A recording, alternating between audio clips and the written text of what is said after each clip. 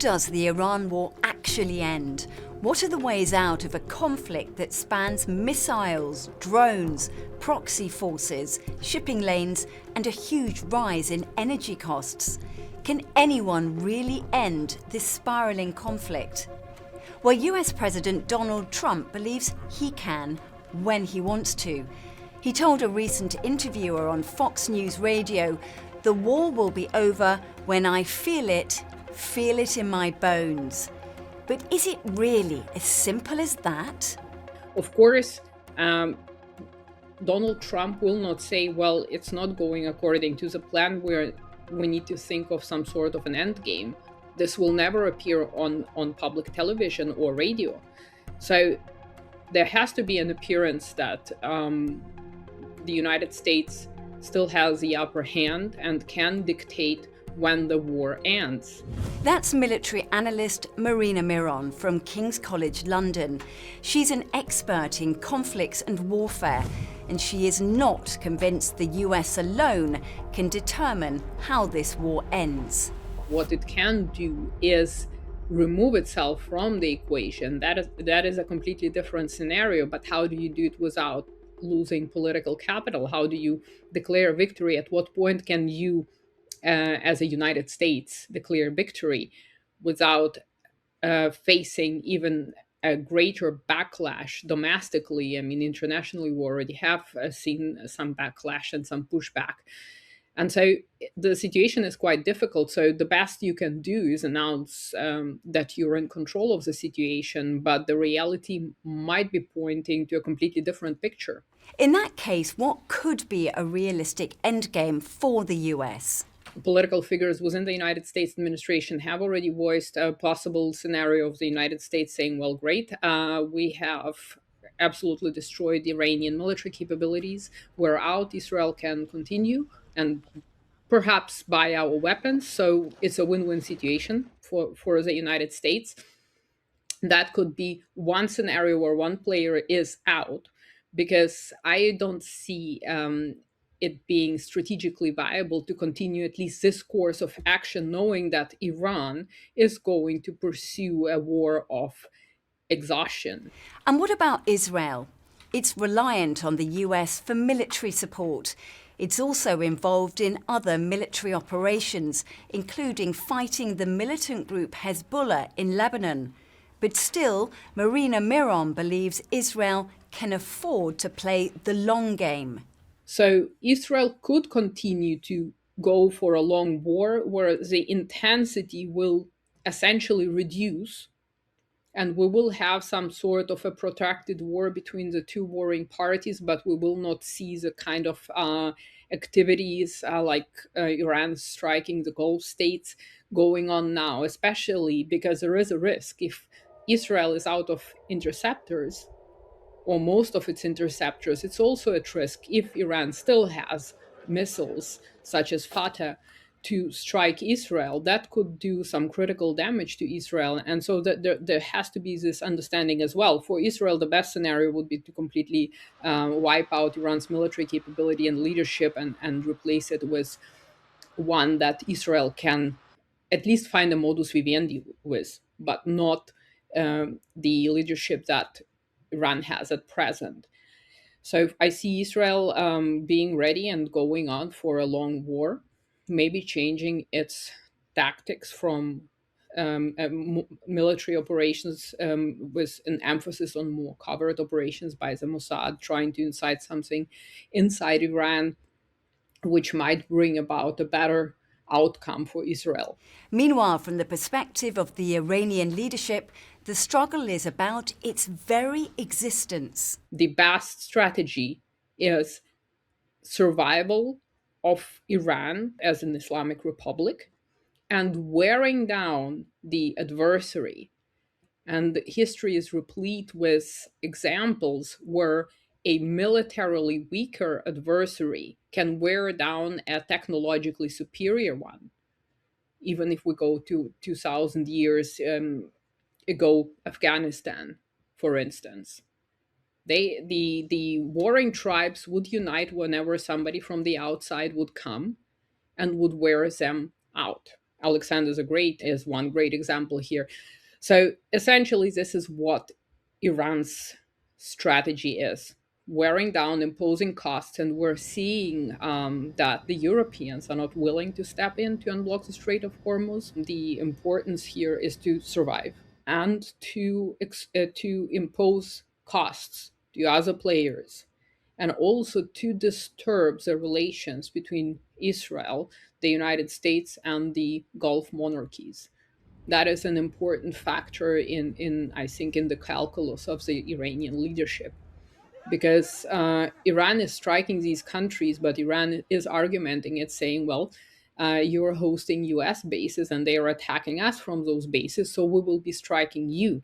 In other words, these Gulf monarchies could say, well, it's not very efficient for us to work with the United States because it puts us at risk. And we are seeing what is happening, for instance, in the UAE, in Dubai specifically. So that would be the long-term strategy for Iran to bring this war to some sort of a close, with the regime surviving, of course, at a great economic cost, at a great military cost. However, that could be then declared as some sort of victory. So what I'm seeing is that each side declaring their own victory in one sense or another, without any clear outcome. In other words, the US, Israel, and Iran could all declare victory, but it might not actually mean that the war is over. In terms of the outcomes on the ground, it could look like a negotiated settlement. It could look like a ceasefire. It could look like a stalemate. So, all these options are possible. But in the kind of political and diplomatic sphere, each side will be able to say, we have degraded the capabilities of Iran, or we have degraded the capabilities of Israel. And they, even for Iran, of course, it would say the United States and Israel together couldn't destroy us. It's quite a powerful narrative. And Israel, for its part, would say we have degraded absolutely everything. Iran is not a threat, even if the Ayatollah is still in power, Moshtaba Khomeini. It's not a threat for us anymore. So we can continue with whatever we are doing, because Iran cannot doesn't have the capability to sustain its proxy network across the Middle East, and so everything is fine. The problem here is that usually this is only for a period of time, because if the underlying causes are not resolved, this will resume maybe in 10 years, maybe sooner, as soon as all actors regroup and recover. So, when will we know if we're close to the end of this conflict?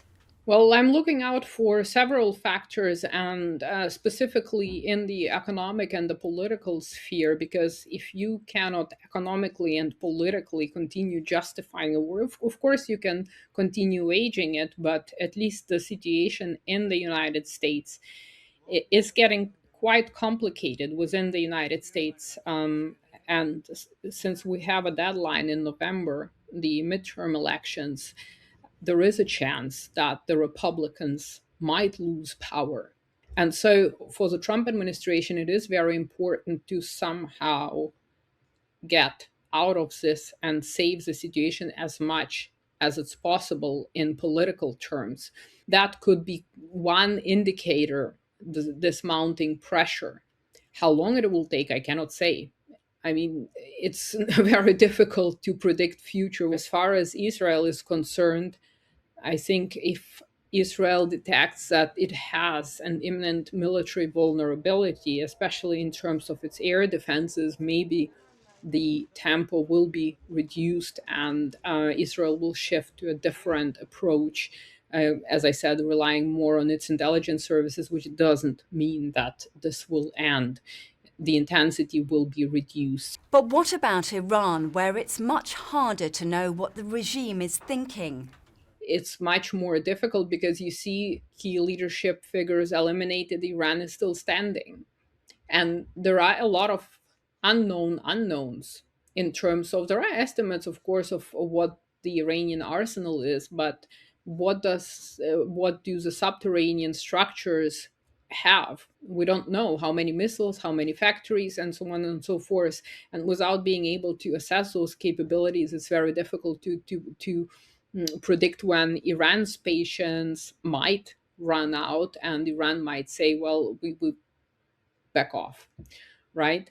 Then, of course, we have other actors which can be influential in this. The ones I mentioned, the Arab states, Iran's neighbors. We also have Pakistan and Afghanistan. Now the fighting has stopped between Pakistan and Afghanistan, but that's another volatility on the Iranian borders that Iran doesn't need. So that could play into the strategic calculus.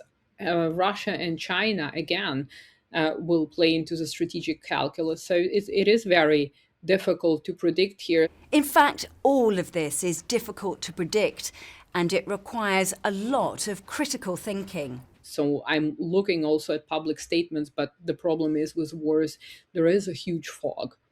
And we get bits and pieces of information and are prone to make specific connections without having the complete picture, and can often reach wrong conclusions. It's also about looking a little bit at military history and how wars begin and how wars end, and maybe try to not quite project, but use it as an indicator to see if there are any parallels here to this war. So there's no easy answer to how the Iran war ends.